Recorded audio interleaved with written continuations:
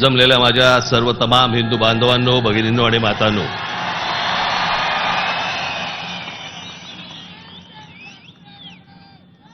सर्वप्रथम मी आपणाला सर्वांना गुढीपाडव्याच्या मनपूर्वक शुभेच्छा देतो.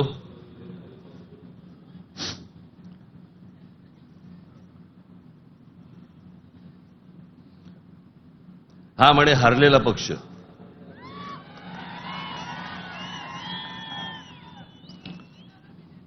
झालं, निवडणुका संपल्या, सगळ्या गोष्टी झाल्या.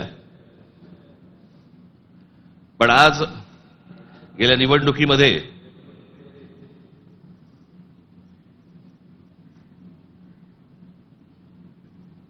ज्यांनी मतदान करून ज्यांची मतं दिसली त्या सर्व मतदारांचे मी मनपूर्वक आभार मानतो. आणि ज्या मतदारांनी महाराष्ट्र नवनिर्माण सेनेला मतदान करून देखील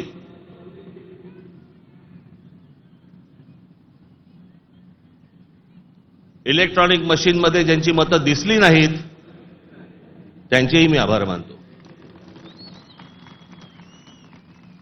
निवडणुका कशा झाल्या, काय काय गोष्टी घडल्या, मला असं वाटतं याच्यावरती माझं बोलून झालेलं आहे. आता जे झालं ते झालं, आता बघायचं ते याच्या पुढचं. सगळे वेळ काढून आलेत ना, बरंच बोलायचंय मला.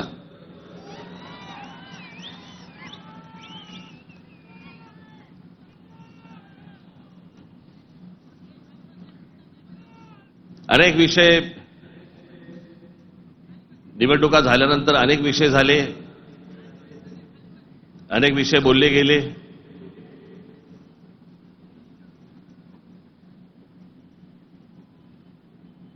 सदिच्छांचे, शुभेच्छांचे अनेक मला फोन पण आले आणि नेमके आजच आले.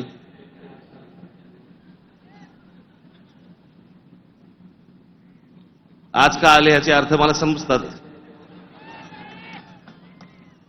जरा जपून.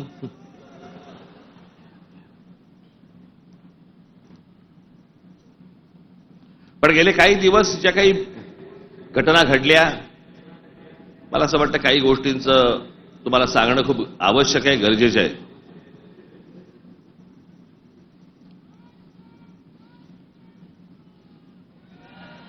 त्यातला पहिला विषय म्हणजे कुंभमेळा.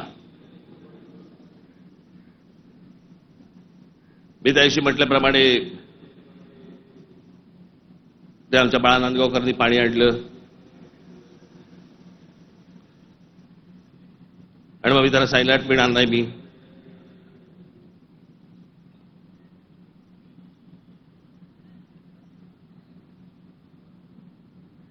मग नव्याने वारं शिरलेल्या काही हिंदुत्ववाद्यांना असं वाटलं, अरे मी कुंभमेळ्याचा अपमान केला. मूर्ख आहात का?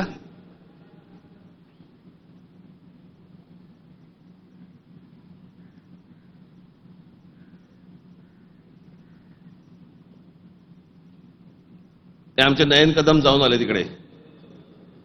कुठे नयन? कसं वाटलं? म्हणे आतमध्ये गेल्यावरती हा असं झालं म्हणे. म्हटलं नाही, खालून तर येत गेलं असेल एखादं.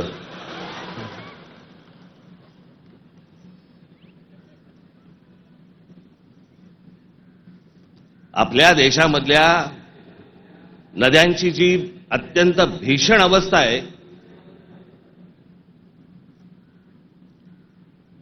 ज्याला आपण माता म्हणतो, नदीला देवी म्हणतो,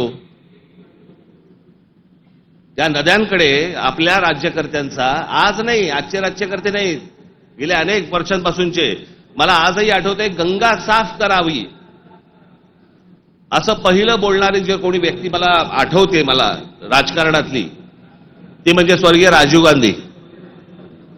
राजीव गांधी ज्यावेळेला पंतप्रधान झाले त्यावेळेला त्यांनी गंगा साफ करण्याचं काम सुरू केलं. तेव्हापासून अजून गंगा साफ करतायत. त्याच्यानंतर आता 2014ला नरेंद्र मोदीजी पंतप्रधान झाले, त्यांनी तेच सांगितलं गंगा साफ करणार.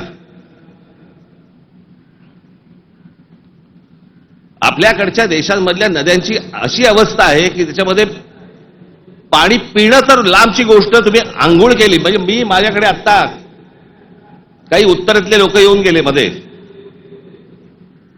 आणि त्यांनी मला सांगितलं की कित्येक लाखो लोक तिथे आंघोळ केल्यानंतर आजारी पडलेले आहेत. पडणारच आजारी.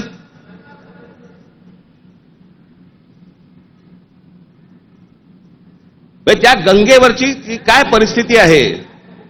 प्रश्न हा गंगेच्या अपमानाचा नाहीये, प्रश्न हा कुंभमेळ्याच्या अपमानाचा नाहीये, पाण्याच्या स्थितीचा आहे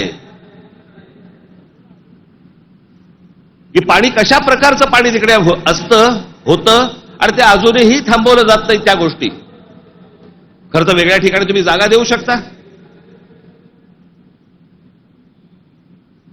सहज एक मिनिट भरासाठी म्हणून मी तुमच्या समोर गंगेची आत्ताची परिस्थिती काय आहे ती मी तुम्हाला फक्त दाखवतो. खाली अरे खाली आहे त्याला खाली आहे.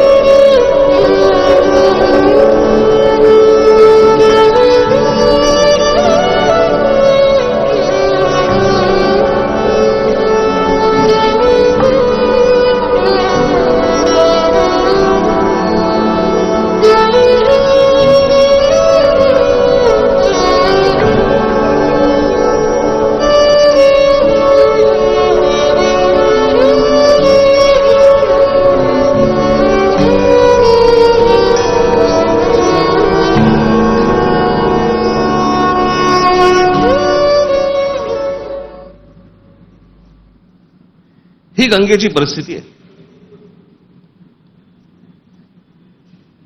आतापर्यंत 33,000 कोटी रुपये खर्च झाले त्याच्यावरती.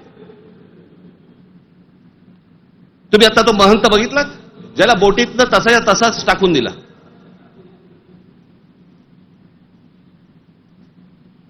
तिकडच्या घाटांवरती तिथे प्रेतं जाळली जात आहेत. नुसतं आपला अग्नी दिल्यासारखं करतात आणि तसंच प्रेत ढकलून देतात पाण्यामध्ये.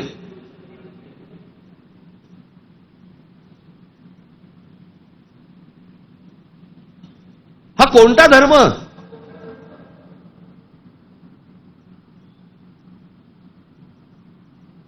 म्हणजे आमच्या नैसर्गिक आपल्या देशाच्या गोष्टींवरती जर समजा अशा प्रकारचा धर्म आडवा येत असेल काय करायचं त्याचं.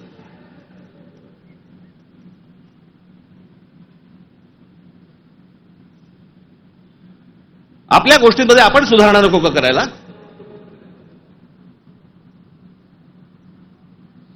काळ बदलला, लोकसंख्या वाढली. 1000 वर्षापूर्वीच्या गोष्टी वेगळ्या होत्या, आताच्या गोष्टी वेगळ्या आहेत.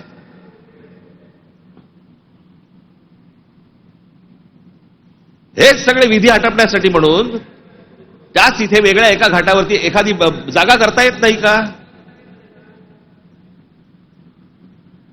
मग काय सांगतात लोक ऐकत नाहीत. ऐकत कसे नाहीत. दारू पिऊन गाडी चालवल्यावरती पोलीस पकडतात. हे समजल्यावरती लोक टॅक्सीने जायला लागले की ते पिऊन. झाली की नाही सुधारणा.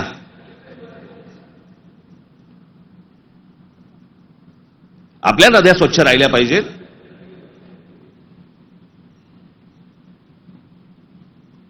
या सगळ्या नद्यांवरचे जे काही मधले भाग आहेत इतके गलिच्छ आहेत, इतके गलिच्छ. आणि या नद्या बर्बाद कोण करतोय. आपणच करतोय. कशाच्या नावाखाली. धर्माच्या नावाखाली.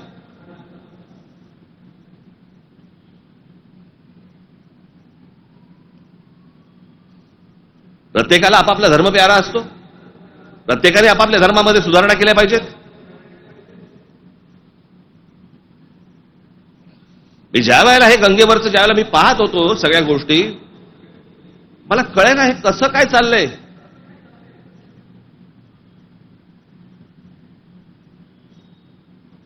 काय म्हणे 65 कोटी लोक येऊन गेले, अर्धा भारत.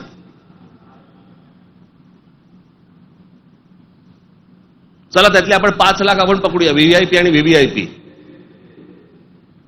बाकीचे काठावरच बसले असतील खो खो खेळायला, बरोबर की नाही? प्रत्येकाची जरी 200-200 ग्रॅम पकडली, चीनची भिंत बांधता आली असती आपल्याला.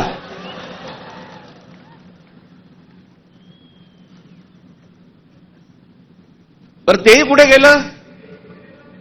म्हणजे आपल्याकडे जे सगळे म्हणतात ना, झालं गेलं गंगेला मिळालं.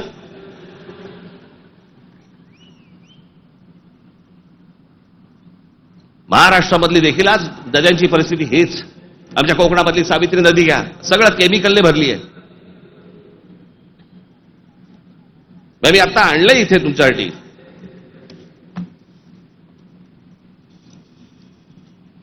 देशभरात एकूण 311 नदीपट्टे म्हणजे पॅचेस असे आहेत जे प्रदूषणामुळे धोक्याच्या पातळीवर असून त्यात महाराष्ट्रातील तब्बल 55 नदीपट्टे प्रदूषित आहेत. याच्यामधल्या सर्वात प्रदूषित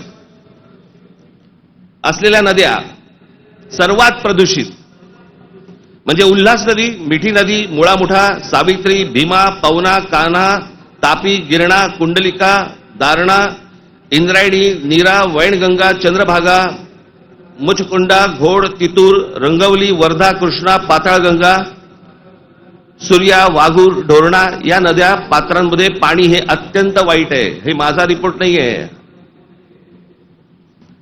तर भातसा, पेडी, मोर, बुराई, वेल, पांझरा, सीना, काळू, वेण्णा, कोयना, पांझरा, पैनगंगा, पूर्णा, उरमोडी, कांग या नद्यांच्या पात्रामध्ये पाणी वाईट आहे त्या नद्यांच्या तुलनेत. मुंबईमध्ये 5 नद्या होत्या, 5 नद्या, कदाचित अनेकांना माहिती पण नसतील. त्यातल्या 4 मेल्या. मेल्या म्हणजे मारल्या. सांडपाणी, झोपडपट्ट्या आणि या सगळ्या गोष्टींबंद त्या 4 नद्या मेल्या आणि 5वी ही आता मरायला आली आहे. ती म्हणजे मिठी नदी. आत्ताची मिठी नदीची काल मी शूट करायला सांगितलंय. काल मी अगोदरचं पण दाखवत नाहीये, मी कालचं दाखवतोय. मुंबईमधली 5वी एकमेव राहिलेली नदी, त्याची काय अवस्था एकदा बघा.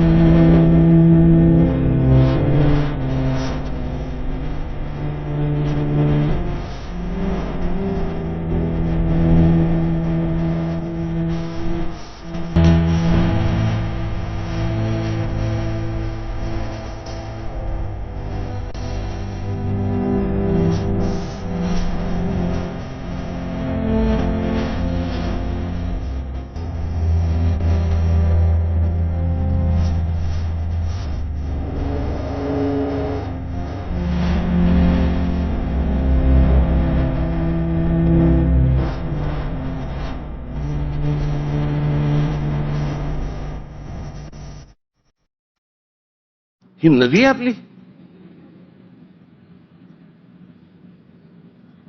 या सगळ्या नद्या मारून टाकल्या आपल्या लोकांनी. दरवर्षी येणार मुंबई महानगरपालिका म्हणणार की आम्ही मिठी नदी साफ केली. ही साफ जोपर्यंत आजूबाजूची वस्ती हटत नाही तोपर्यंत या नद्या कधीही साफ होणार नाहीत. आपल्या सगळ्या नद्यांमध्ये सगळीकडे केमिकल्स भरलेली आहेत. का? आमचं पोल्युशन कंट्रोल बोर्ड काय करतं? उद्योगधंद्यांना प्रोत्साहन, कारण उद्योगपती ह्यांना प्रोत्साहन देतात.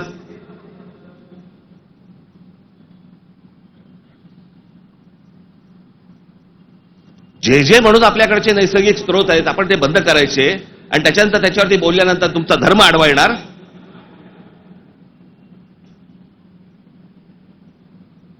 धर्माच्या गोष्टी तर मला तर कोणी सांगू पण नाहीत या लोकांनी. काही गोष्टी आपण आपल्याच सुधारल्या पाहिजेत.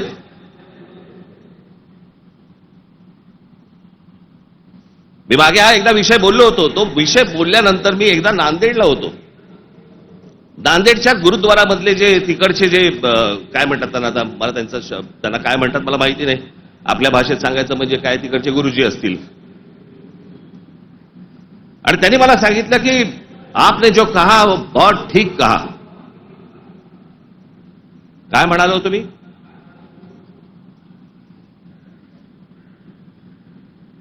आमच्याकडे महानगरपालिका, जिल्हा परिषदा, ग्रामपंचायती, देशभर सगळ्या ठिकाणी आमच्याकडे काय भिंती रंगवल्या जातात, बोर्ड लावले जातात, झाडं जगवा, झाडं वाचवा.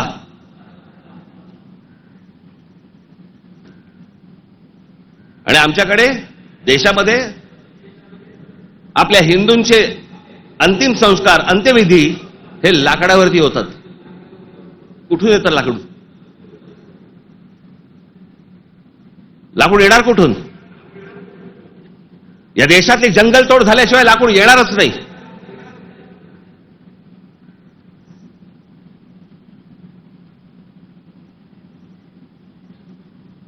आणि ह्याला पर्याय म्हणून काय त्या इलेक्ट्रिक विद्युत दाहिनी आल्यात ना. काही जण असतात कर्मठ, नाही नाही विद्युत दाहिनी नाही, आमच्या परंपरेनुसार. का विद्युत दाहिनी केल्यावरती काय कल्याणला उतरवतात?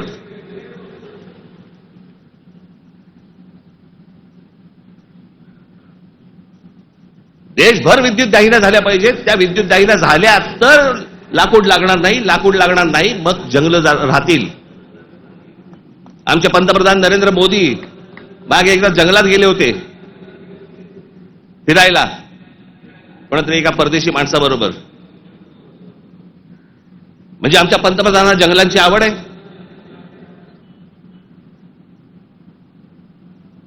मध्ये त्या अंबानीच्या कुठेतरी त्या जामनगरला गेले, वनतारा का तंतारा काहीतरी. म्हणजे त्याला प्राण्यांची आवड आहे. मग प्राण्यांची आवड असेल तर जंगल जगवली पाहिजे. जंगल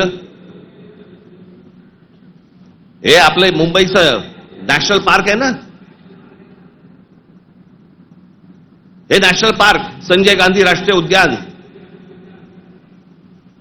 पवईपासून सुरू होतं, घोडबंदर पर्यंत तिकडे थांबतं. एवढं मोठं राष्ट्रीय एक काय नॅशनल पार्क एखाद्या शहराच्या मध्यात जगाच्या पाठीवर कुठेही नाही.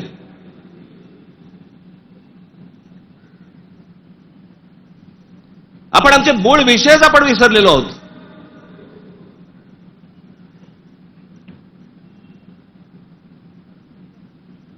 आमच्याकडे फक्त जंगलतोड सुरू आहे. म्हणजे आता मी तुम्हाला फक्त भारताचा जन्म मृत्यूचा आकडा फक्त सांगतो. जन्म मृत्यूचा आकडा म्हणजे लाकडं किती लागत असतील विचार करा, म्हणजे जंगलं किती तोडली जात असतील याचा विचार करा. भारताचा मध्ये जन्म आणि मृत्यूचा दर दररोज 81,746 मुलं जन्म घेतात आणि दररोज 29,679 मृत्यू होतात रोज. दररोज साधारणपणे 50,000 लोकसंख्या वाढत आहे. महिन्याला 24,52,380 लोक जन्म घेतात आणि महिन्याला 8,90,370 लोक मृत्युमुखी पडतात. वर्षाला 2,94,28,560 जण जन्म घेतात आणि वर्षाला 1,06,84,440 जण मृत्युमुखी पडतात.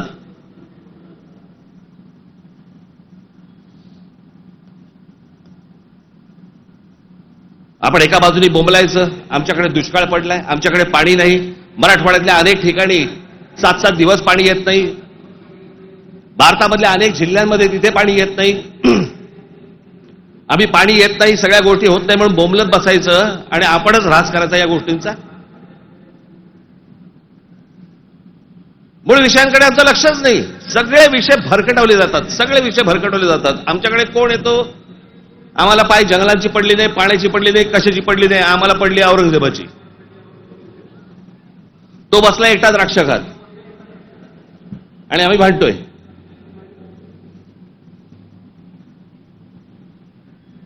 औरंगजेबाची कबर राहिली पाहिजे का उडवली पाहिजे? आत्ता कुठून आठवलं? चित्रपटाने जागे होणारे हिंदू काही कामाचे नाहीत.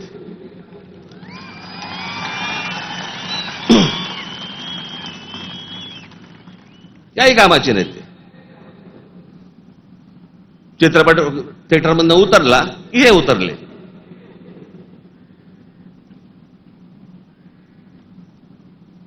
छत्रपती संभाजी महाराजांचं बलिदान तुम्हाला आत्ता कळलं विकी कौशल मेल्यावर?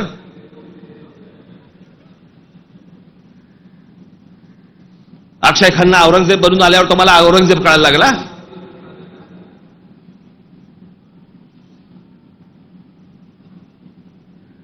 व्हॉट्सअपवरती इतिहास नाही वाचता येत. इतिहास वाचायचा असेल त्याच्यामध्ये पुस्तकामध्ये डोकं घालायला लागेल तुम्हाला.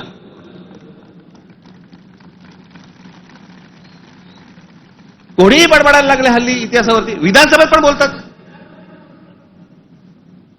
खरं तर त्यांचं काही काम नाही.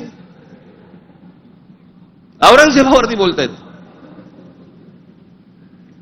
माहिती तरी का औरंगजेब काय प्रकरण होतं? हे बाहेरून आलेले सगळे लोक. औरंगजेबाचा जन्म गुजरात मधला, दाहोद नावाच्या गावामधला औरंगजेबाचा जन्म. आणि मग काय सोपं आहे इतिहासामधनं तुम्हाला जातीपातीमध्ये भिडवून द्यायला. यांना ब्राह्मणांनी साथ दिली, यांना मराठ्यांनी साथ दिली, मग तिकडे मराठी नव्हतेच, मग हे सगळं चोरून ब्राह्मणांनी केलं. हे सगळं बोलणाऱ्यांचा इतिहासाशी काही संबंध नाहीये. त्यांना फक्त राजकीय त्यांचं जे काही पोळी भाजून घ्यायची आहे तेवढंच फक्त काम आहे त्यांचं. त्यांना ना संभाजी महाराजांशी काही कर्तव्य आहे, ना औरंगजेबाशी काही कर्तव्य, ना कोणाशी काही कर्तव्य आहे. तुमची माती फक्त भडकवायची.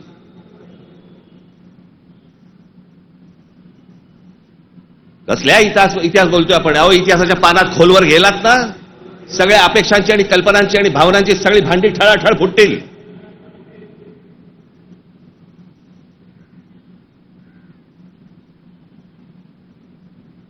या हिंद प्रांतामध्ये एक अत्यंत कडवट, एक प्रभावी असं एक स्वप्न ज्या व्यक्तीला पडलं त्या आमच्या जिजाऊ साहेब.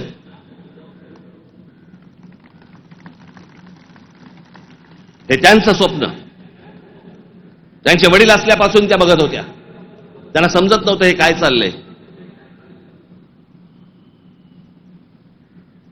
आमचीच लोक या लोकांकडेच का चाकरी करतायत?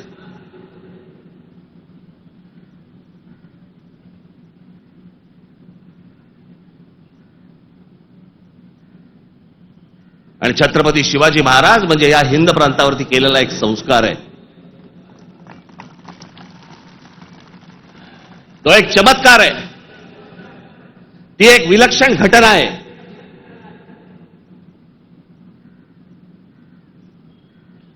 छत्रपती शिवाजी महाराज हा एक विचार आहे. तो विचार जन्माला यायच्या अगोदर या देशाची, या देश कुठचा होता? देश नव्हताच तो.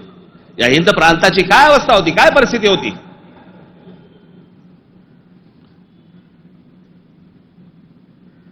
सर्व जातीचे लोक कोणाला कोणाच्याकडे होतेच ना कामाला. दूर कशाला जा? छत्रपती शिवाजी महाराजांचे वडील हे आदिलशाहीतच होते ना.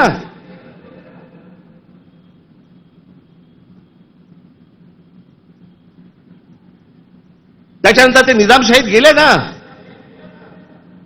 तो काळ वेगळा होता, तिवाळची परिस्थिती वेगळी होती. त्यांनी काय तसे निर्णय घेतले? जे कोणी महाराष्ट्रामधले सरंजामदार होते त्यांच्या विरोधाचाच लढा होता ना शिवाजी महाराजांचा. हे सरंजामदार कोण होते? त्याला जातीत का पाहताय तुम्ही?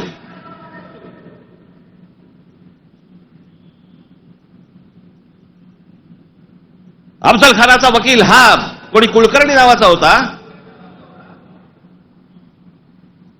ब्राह्मण होता.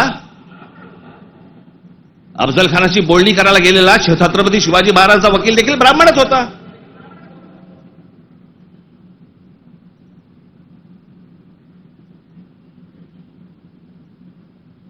त्यावेळेला ही सगळीच माणसं वेगवेगळ्या लोकांकडे कामालाच होती.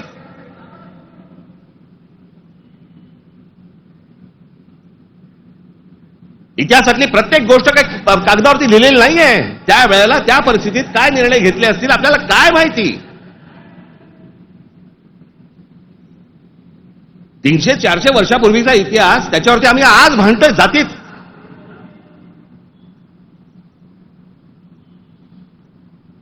आग्र्याच्या दरबारामध्ये छत्रपती शिवाजी महाराजांच्या समोर संभाजी महाराज असताना संभाजी महाराजांनी औरंगजेबाची 5000 मनसबदारी स्वीकारलेली आहे. छत्रपती शिवाजी महाराजांच्या समोर महाराजांची होकार असल्याशिवाय होईल.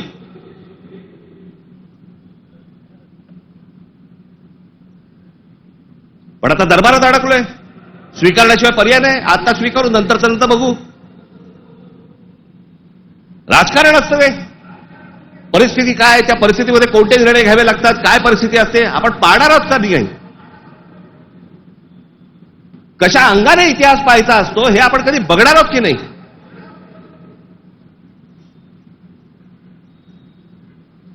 काही कशाचा कशाला माहिती नाही.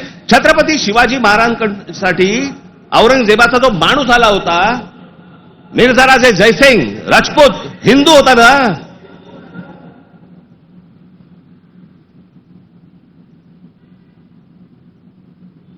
ज्या सिंहगडावरती आमच्या तानाजी मालुसरेंचा आज तिथे मृत्यू झाला, ते कोणाबरोबर लढाई झाला? उदयभान राठोड बरोबर ना. राजपूत होता ना, हिंदू होता ना. काय घेऊन बसलोय आपण.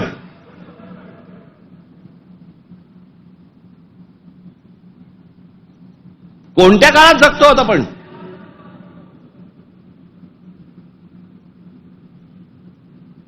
छत्रपती शिवाजी महाराजांच्या जन्माच्या अगोदरचा काळ वेगळा होता, नंतरचा काळ वेगळा आहे.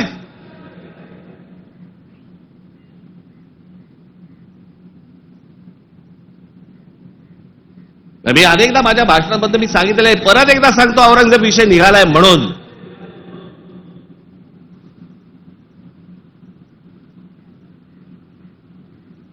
औरंगजेब बादशाह याचं राज्य कुठपासून कुठपर्यंत होतं? अफगाणिस्तान पासून दक्षिणेपर्यंत आणि इथे बंगालपर्यंत.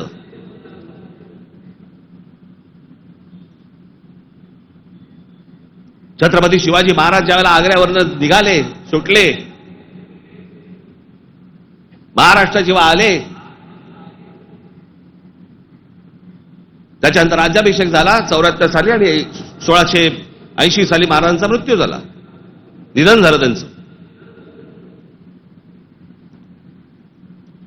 त्या दरम्यान औरंगजेबाचा एक पुत्र, मुलगा, महाराज गेल्यानंतर दक्षिणेत आलाय आणि औरंगजेबाच्या मुलाला शह म्हणजे राहायला जागा बरोबर घेतलं. हे संभाजीराजांनी घेतलंय. तो तिथून पळून आलाय. वाचा जरा इतिहास, वाचा जरा. औरंगजेब ज्या वेळेला आग्र्यावरनं निघालाय, महाराज गेले 1680 साली आणि औरंगजेब महाराष्ट्रामध्ये पोहोचलाय 1681 साली. 1681 ते 1707, 27 वर्ष तो महाराष्ट्रात लढत होता.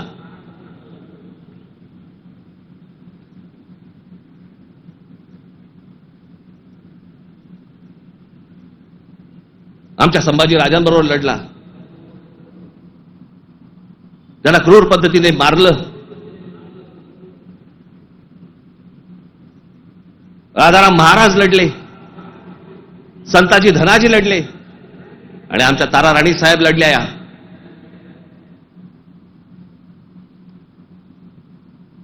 एक महाराष्ट्राचे खूप मोठे लेखक होऊन गेले, नरहर कुरुंदकर. त्या कुरुंदकरांच्या एका पुस्तकामध्ये फार अप्रतिम वाक्य आहे की मराठे सर्व लढाया हरत होते, पण औरंगजेब एकही लढाई जिंकू शकत नव्हता.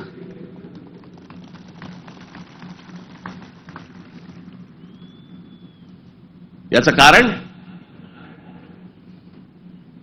छत्रपती शिवाजी महाराजांचं निधन झाल्यावरती खरं तर औरंगजेबाने परत जायला पाहिजे होता आग्र्याला. नाही, तो इथे का थांबला? एवढा मोठ्या बलाढ्य प्रदेशाचा राजा, शहनशाह, एका 2.5 3, 4 जिल्ह्याच्या एका राजासाठी इथे ठाण मांडून का बसला?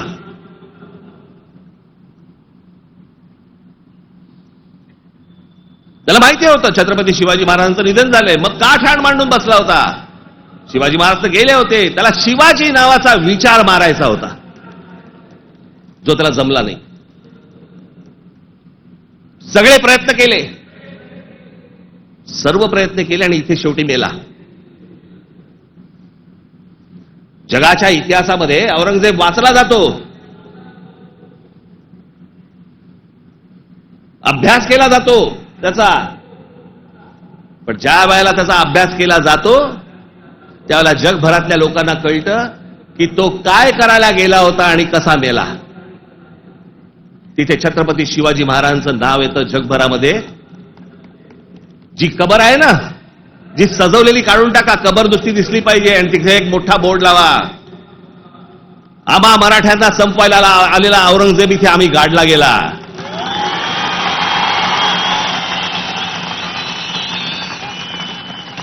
हा आमचा इतिहास.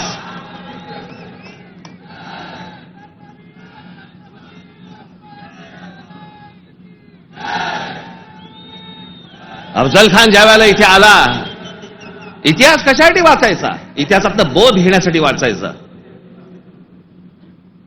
अफजल खान जेव्हा इथे आला त्यावेळेला प्रतापगडावरती मारला गेला खाली, तिथेच त्याची खाली कबर खोदली गेली, तिथेच त्याला पुरला. मराठीत एक फार अप्रतिम जो शब्द आहे ना, पुरून उरीन, तो आहे, तुला पुरीन आणि उरीन. तो पुरला त्याला तिकडे अफजल खानाला, तो शिवाजी महाराजांच्या होकाराशिवाय पुरला नसेल. त्याची कबर जी केली आहे ती महाराजांना विचारल्याशिवाय केली नसेल. महाराजांनी सांगितलं असेल, निश्चित करा, जगाला कळू दे कोणाला मारलाय.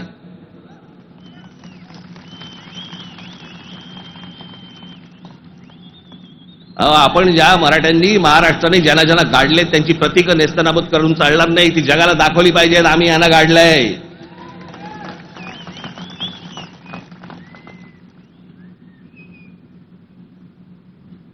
इस्रायलची एक खूप मोठी संघटना आहे मोसाद नावाची, त्यांचं एक पुस्तक आहे. त्या पुस्तकामधली एक ओळ फार अप्रतिम ओळ आहे आणि त्याच्यात त्यांनी दिलंय की आम्ही अनेक स्मारकं बांधली इथे इस्रायलमध्ये, पण अनेक लोकांची आम्ही स्मारकं बांधली नाहीत. का? कारण ती जर बांधली तर जगामध्ये ते कृत्य आम्ही केलंय असं जगाला कळेल, म्हणून आम्ही नाही बांधली.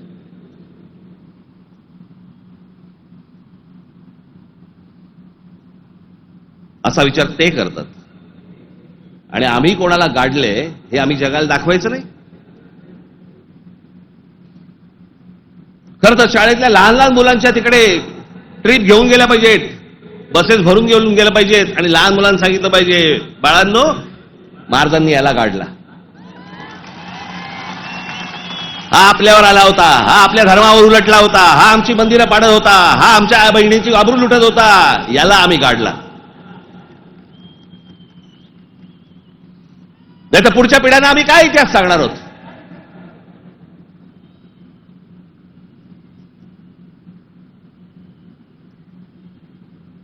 माझं महाराष्ट्रातल्या सर्व तरुणांना आणि तरुणींना माझं सर्वांना सांगणं आहे, खास करून तरुणांना आणि तरुणींना, व्हॉट्सअपवरती इतिहास वाचायचा पहिला बंद करा. आणि इतिहास ज्या वेळेला तुम्हाला जातीतनं सांगण्याचा कोणीतरी प्रयत्न ज्या वेळेला करेल त्यावेळेला लक्षात ठेवा, तो कुठच्या ना तरी कुठच्या पक्षाला बांधील असेल. तुमची फक्त माती भडकवण्यासाठी हे सगळे उद्योग केले जातात. तुम्ही एक होऊच नाहीत, तुम्ही मराठी म्हणून एक येऊच नाहीत, तुम्ही महाराष्ट्र म्हणून एक येऊच नाहीत, याच्यासाठी हे सगळे प्रयत्न चालू असतात. मुळात विषय वेगळे असतात आणि मग विषय हे असले विषय काढून तुम्हाला भरकटवलं जातं, वेगळीकडे दिलं जातं आणि आम्ही तिकडे बघतो आणि बाकीचे इकडे काम आटपून घेतात. मधल्यामध्ये अडाणींना जमीन पण मिळून जाते.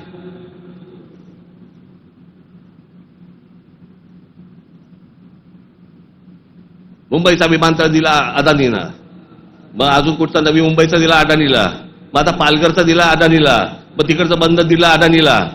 अदानी हुशार निघाला, आम्ही अडाणी निघालो.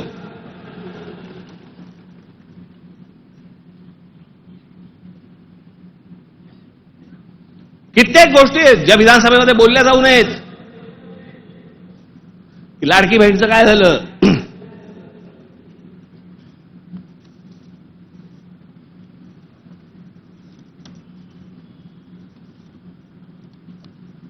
लाडकी बहीणचं काय झालं? काही नाही. बंद होणार ती योजना. मी निवडणुकीच्या वेळेला सांगत होतो, पण माझं खरं सांगून तुम्हाला पटलं नाही, त्यांचं खोटं सांगून पटलं. काय कमाल आहे.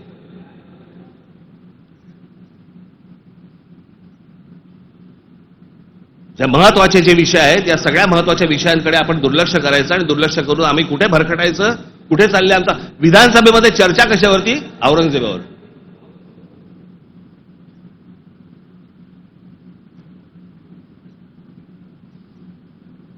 मी तुम्हाला मुद्दामून सांगतोय की तो तुर्कस्तान म्हणजे आत्ताचा टर्की हा देश तलवारीच्या धारेवरती, धर्माच्या धारेवरती उभा राहिला. सगळ्या ठिकाणी आक्रमण केली. हा औरंगजेब म्हणजे हे सगळे आहेत ना, बाबर बिबर पासून सगळे, हे सगळे तुर्की मंगोलियन लोक आहेत. आपण ज्यांना मोघल म्हणतो ना, मोघल म्हणजे मंगोल्स, चंगीज खानवाले. हा तुर्की मंगोल आहे. सगळं धर्म, सगळं मुस्लिम धर्म तलवारीच्या धारेवरती सगळ्या देशभर जगभर पसरवण्याचा प्रयत्न केला. नंतर धर्माच्या आधारावरती तुम्हाला देश नाही उभा करतायत. हे अनेक देशांना समजलं. त्यातला पहिला टर्की म्हणजे तुर्कस्तान. तिकडे 1922 साली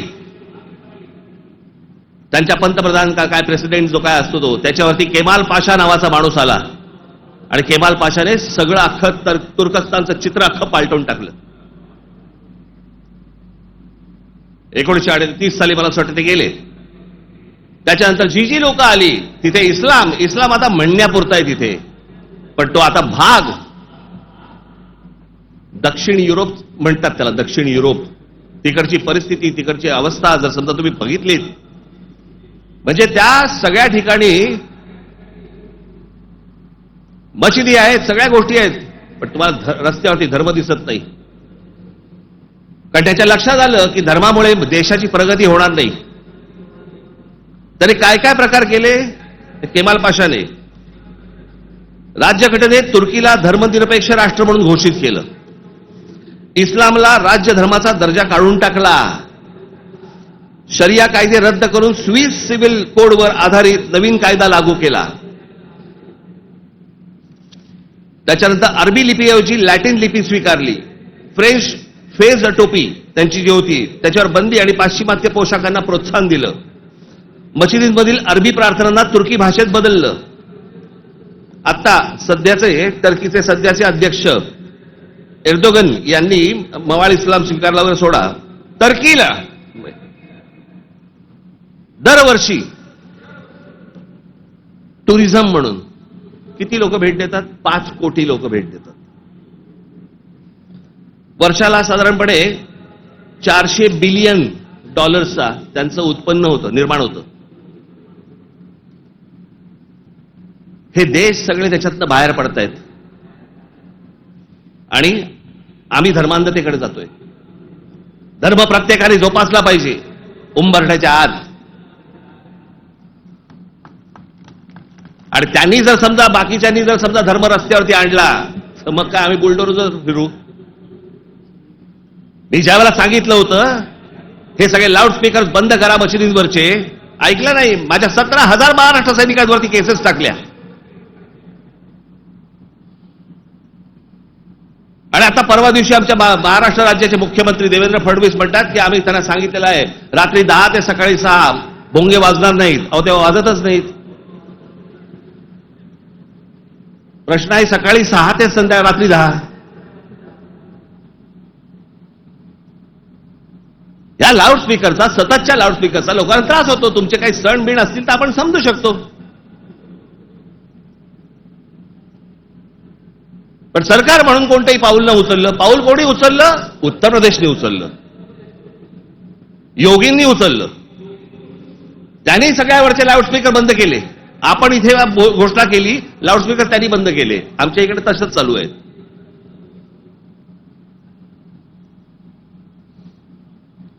हे इकडे माहीमला इकडे समुद्रावरती जे काय काय त्यांनी काय काय करतात ते मजार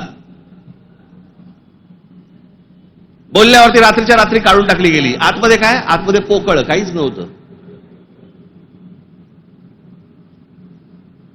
ही सगळे अनधिकृत बांधकामं, या अनधिकृत वस्त्या ज्या काय आता झालेल्या आहेत आपल्याकडे, हे सगळे इथे कॉम्बिंग ऑपरेशन्स केली पाहिजेत. अहो आपण मूळ विषय सगळे जे आहेत ना, जे रोजगाराचे आहेत, जे शेतीचे आहेत, जे कामगारांचे आहेत, जे विद्यार्थ्यांचे आहेत, जे शिक्षणाचे आहेत, सगळे बाजूला काढतोय आपण आणि भलत्या गोष्टींमध्ये आपण रमतोय. भलत्याच गोष्टींमध्ये.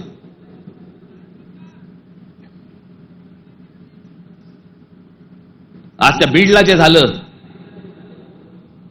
ते संतोष देशमुख काय बिचारे, त्यांना काय किती घाणेरड्या पद्धतीने मारावं, किती घाणेरड्या पद्धतीने मारावं. बरं तुमच्या अंगामध्ये नसा नसामध्ये जर एवढी क्रूरता भरलेली असेल ना, मी दाखवीन जागा, तिथे जा.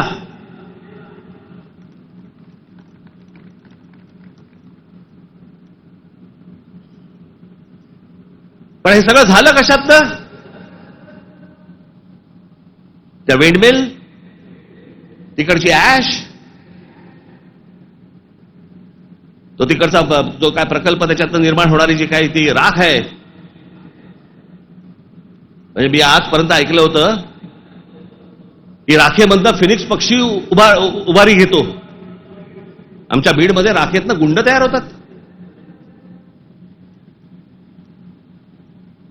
विषय होता पैशाचा. ती जी काय वाल्मिक कराड आणि जी काय नावं येत आहेत त्यांची, हे सगळ्या खंडण्या. या संतोष देशमुखने त्याला विरोध केला. उद्या तिथे संतोष देशमुख नसता, दुसरा कोणी असता तरी त्यांनी हेच केलं असतं. विषय होता पैशांचा, विषय होता खंडणीचा, विरोध होता खंडणीला विरोध करणाऱ्यांचा. आम्ही लेबलं काय लावली?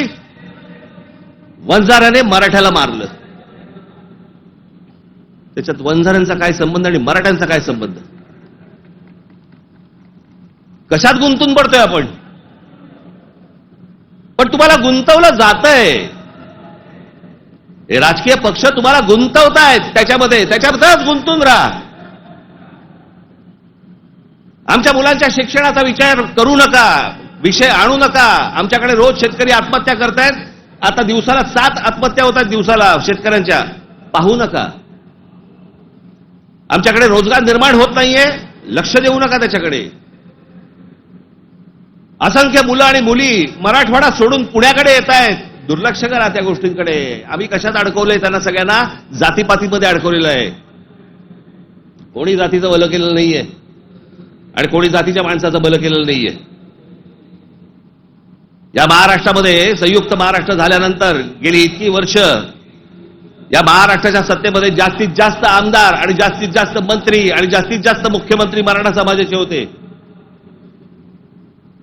मग मराठा समाजाला आरक्षण का मागावं लागतंय? काय केलं या आमदारांनी आणि काय केलं या मंत्र्यांनी आणि काय केलं मुख्यमंत्र्यांनी? जर माझ्या मराठा समाजाला जर समजा आरक्षण मागायला लागत असेल, मग एवढे आमदार आजपर्यंत का निवडून दिले? एवढे खासदार आजपर्यंत का निवडून दिले? एवढे मुख्यमंत्री का झाले? एवढे मंत्री का झाले? मग ह्या लोकांनी काय केलं? जात जातीला कधीच सांभाळत नाही. हे फक्त निवडणुकांमध्ये फक्त तुमची मतं घेण्यासाठी म्हणून फक्त जातीचा वापर करतात. याच्यानंतर काही होणार नाही. निवडणुकीच्या तोंडावरती तुम्हाला सांगितलं होतं शेतकऱ्यांना कर्जमाफी करू म्हणून, सांगितलं होतं ना? काल अजित पवार बोललेत 30 तारखेच्या आत पैसे भरून टाका, कर्जमाफी वगैरे काही होणार नाही. म्हणजे निवडणुकीच्या तोंडावरती तुम्ही वाटेल त्या गोष्टी बोलणार आणि निवडणूक संपल्यानंतर लोकांनी भाबडेपणाने मतदान केल्यानंतर तुम्ही आता ऐन मोक्यावरती बोलणार की पैसे भरून टाका म्हणून. अरे वा. महाराष्ट्रातल्या जनतेला मला हे विचारायचंय की इतक्या भाबडेपणाने तुम्ही मतदान करता तरी कसे? ही लाडकी बहीण योजना, या लाडक्या बहीण योजनेची आता काहीतरी 2100 कोटी काहीतरी करणार म्हणे. 2100 कोटी केलं तर साधारणपणे वर्षाला महाराष्ट्र सरकारवरती 63,000 कोटीचं कर्ज होईल.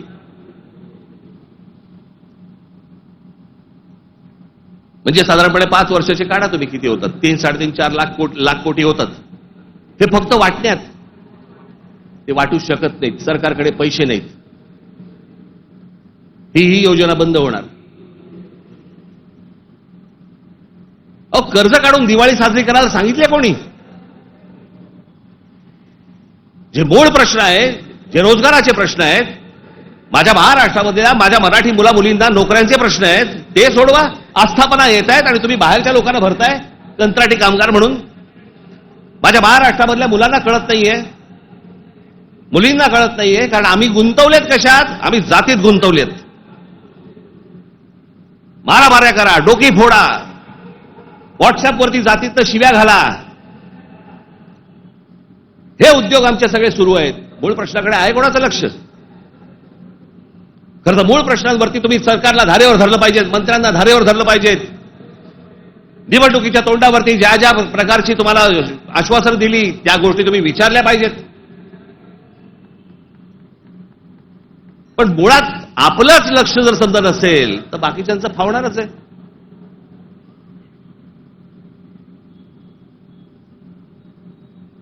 तुम्ही सगळे या जातीपातीचे सगळे भेद गाडून तुम्ही एक मराठी म्हणून उभे राहायला पाहिजेत. बाकीच्या राज्यांमध्ये बघा, तामिळनाडू बघा, तामिळनाडूमध्ये हिंदी आणतायत, नाही म्हणून त्यांनी सांगितलं येऊ देणार नाही. केरळामध्ये येऊ देणार नाही. आम्हीच लोटांगण घालतोय. आम्हाला समजत नाही आम्ही काय करायचंय. मी इतका भांबावलेला मराठी माणूस आजपर्यंत कधी बघितलेला नाहीये. मी इतका राजकारणाचा झालेला चिखल देखील मी आजपर्यंत पाहिलेला नाहीये. कोणत्याच गोष्टींचं आम्हाला गांभीर्य उरलेलं नाहीये. सगळे जण त्या इंस्टाग्रामवरती चालू आहेत, कारण बार डान्स बार बंद झाले. तिकडे जे हे चालायचं ते सगळं मोबाईलवरती आलं. कशात गुंतून पडलेला आहात एकदा जर विचार करा. हे ज्या गोष्टी बोलतात, ज्या गोष्टी सांगतात, खरं तर माझं मत आहे, मी आता झाला, निवडणुका संपल्या, शिमगा झालेला आहे, होळी संपलेली आहे. तुमच्या साक्षीने सांगतो, माझं खरं तर देवेंद्र फडणवीस तुमच्या हातामध्ये एक चांगलं राज्य, सुसंस्कृत राज्य हातामध्ये आलेलं आहे. याच्याकडे नीट बघा. चांगल्या पद्धतीने मराठी माणसाकडे पाहणार असाल तर आमचा तुम्हाला पाठिंबा निश्चित राहील. प्रत्येक गोष्ट आमची ऐकून करा.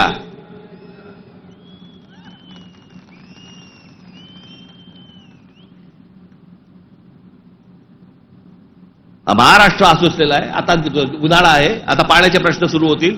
शेतकऱ्यांच्या आत्महत्यांचे आहेतच आहेत, कर्जांचे आहेत. कोणी कंपन्या येतात, त्या कुठची कंपनी आली ती लुटून गेले ते टोरस का काहीतरी, इतके भाबड्यात. आता पैसे दिले की महिन्याभरात दुप्पट होतील. कोण देतं असं करून? का गुंतवता अशा ठिकाणी पैसे तुम्ही?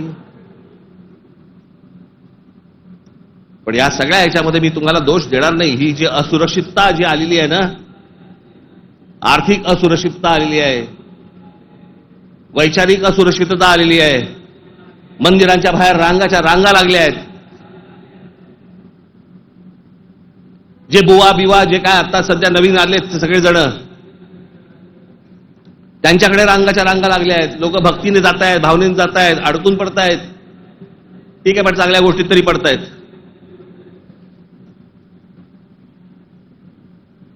आज चहूबाजूने महाराष्ट्राला सर्व बाजूनी विळखा पडतोय. मराठी माणसाला विळखा पडतोय. हा विळखा तुम्ही ओळखला पाहिजेत. मराठी भाषेला विळखा पडतोय. आमच्या महाराष्ट्रामध्ये, मुंबईमध्ये आम्हाला सांगता, इकडच्या आस्थापनांमध्ये आम्ही मराठी बोलना नाही आता तो क्या हुआ, कानफट इथंच बसणार.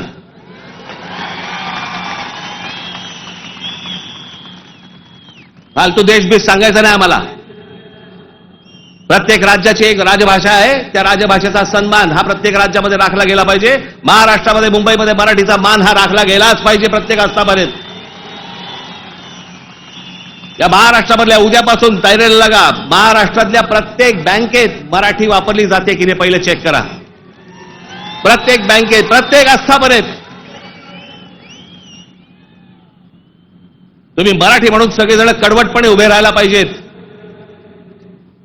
या देशामधला हिंदू हा हिंदू तेव्हाच होतो जेव्हा मुसलमान रस्त्यावरती येतात. एरवी फक्त भक्तिभावाने असतात, पण हिंदूंमधला हिंदू जेव्हा जागरूक होतो तो फक्त दंगलीमध्ये हिंदू असतो. दंगल संपली की तो मराठी, पंजाबी, गुजराती, बंगाली सगळा होतो. आणि मग ज्याला तो मराठी होतो त्याला मग तो साळी, माळी, मराठा, ब्राह्मण, कुणबी सगळा होतो. आपापल्या जातीबद्दल प्रेम असणं हे स्वाभाविक आहे, पण दुसऱ्याच्या जातीबद्दल विद्वेष असणं, तिरस्कार असणं ही विकृती आहे.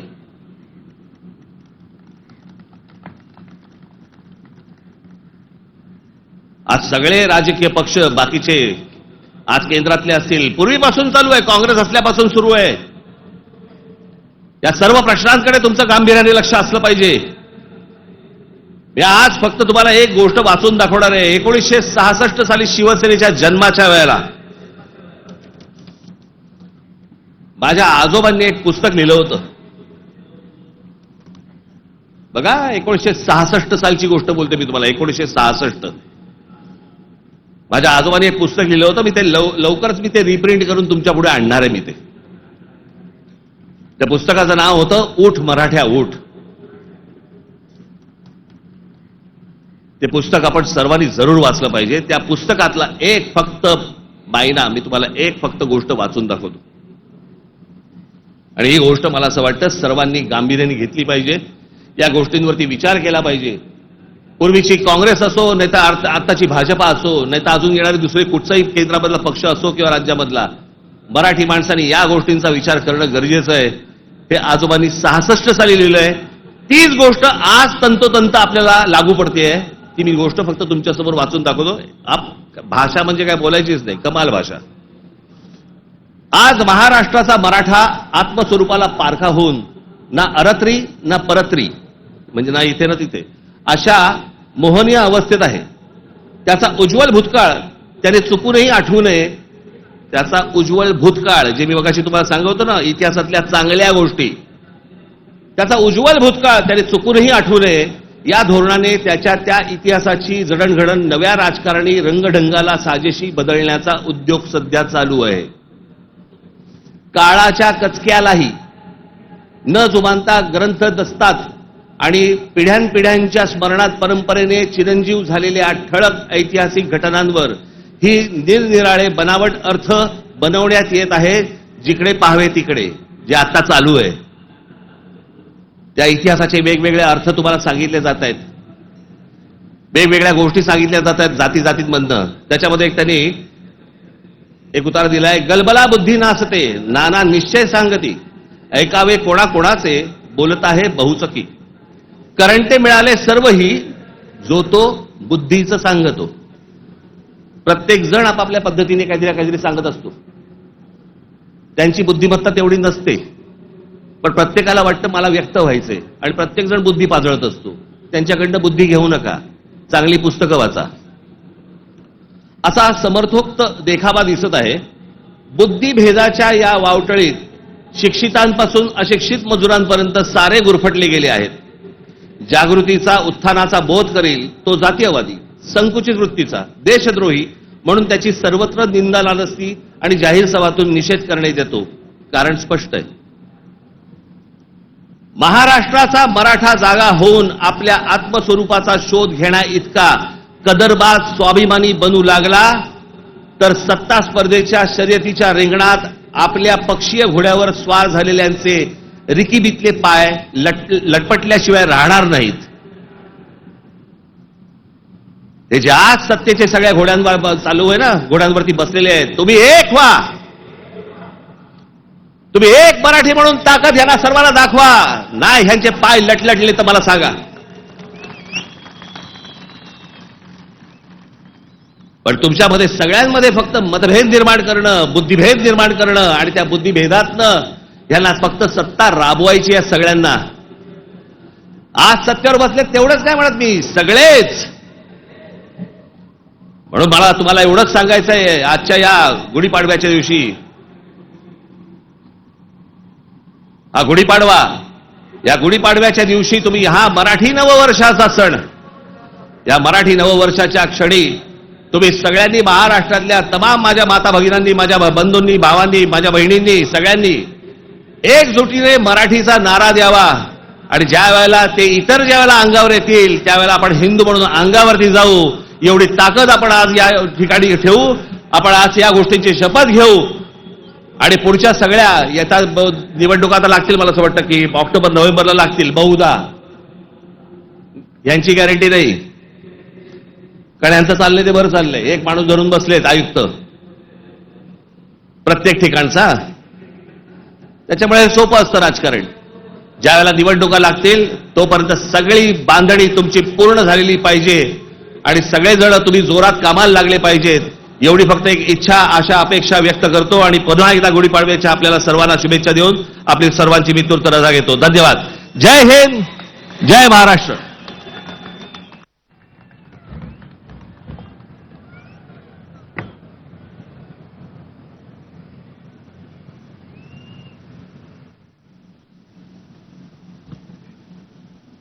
हे जे सगळं मी आजपर्यंत जे काही तुमचं प्रेम मला जे मिळालेलं आहे त्या प्रेमावरती आधारित आजपर्यंत जी सगळी घोडदौड सुरू आहे, ती जी ऊर्जा मला जी मिळते ना, ती तुमच्याकडनं सगळ्यांकडनं हे तुम्ही येता तेव्हा मिळतेच मिळते. पण आपला एक महाराष्ट्र सैनिक नगर जिल्ह्यातला कोल्हापूरला अंबा मातेचं दर्शन घेऊन तिथून तो आजच्या सभेसाठी पायी पायी कोल्हापूरवरनं इथे आलेला आहे. मी ते प्रमोद आरणे, कुठे गेला ते, इकडे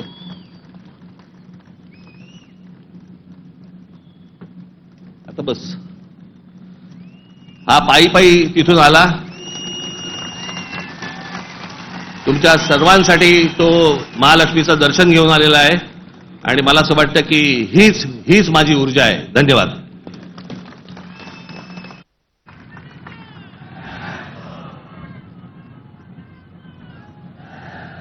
कृपया महाराष्ट्र गीत आणि राष्ट्रगीतासाठी सगळ्यांनी स्थानापन्न व्हावं.